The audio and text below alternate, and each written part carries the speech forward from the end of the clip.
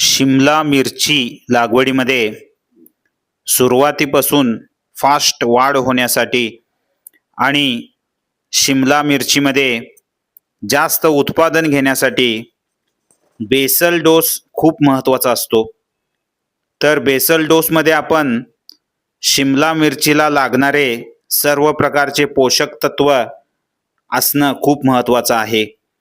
तर शिमला मिरचीला सर्वात महत्त्वाची गोष्ट म्हणजे nitrogen, phosphorus, potash, calcium, magnesium, sulphur, micronutrients लागतात। त्याच्यामध्ये झिंक, फेरस, मॅंगनीज, बोरॉन ह्या पद्धतीनं सर्व प्रकारचे न्यूट्रिएंट्स शिमला मिरचीला लागतात।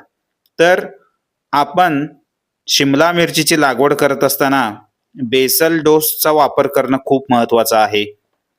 तर बेसल डोसमध्ये आपण 10-26-26 एक बॅग, सिंगल सुपर फॉस्फेट एक बॅग, मॅग्नेशियम सल्फेट एक बॅग, मायक्रो न्यूट्रिएंट्स 50 किलोची एक बॅग, सिलिकॉन एक बॅग आपण वापरावं, ह्युमिक ॲसिड 10 किलो वापरणं खूप महत्त्वाचं आहे, सीवीड एक्स्ट्रॅक्ट 10 किलो वापरावं, निंबोळी पेंड एक बॅग वापरावी आणि हे सर्व आपण गांडूळ खत वर्मी कंपोस्टच्या 2 बॅगासोबत व्यवस्थित मिक्स करणं खूप महत्त्वाचं आहे।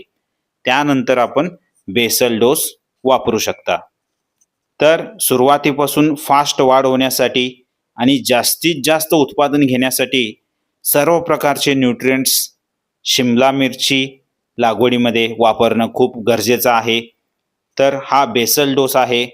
तर बेसल डोस वापरून आपण शिमला मिरचीची लागवड ही सुरू करू शकता। तर हा बेसल डोस आपण 1 एकरासाठी वापरू शकता। ह्याच्यामध्ये ह्युमिक ॲसिडचा वापर करणं खूप गरजेचं आहे। मुळ्यांच्या वाढीसाठी, रूट ग्रोथसाठी खूप महत्त्वाचं असतं। त्यानंतर सीवीड एक्स्ट्रॅक्ट हे वापरणं देखील खूप महत्त्वाचं आहे। सीवीड एक्स्ट्रॅक्ट वापरल्याने शिमला मिरचीमध्ये खूप छान पद्धतीनं वाढ होते। ह्या पद्धतीनं बेसल डोस वापरणं खूप महत्त्वाचं आहे। तर भेटूया नेक्स्ट व्हिडिओमध्ये। थँक्यू, धन्यवाद।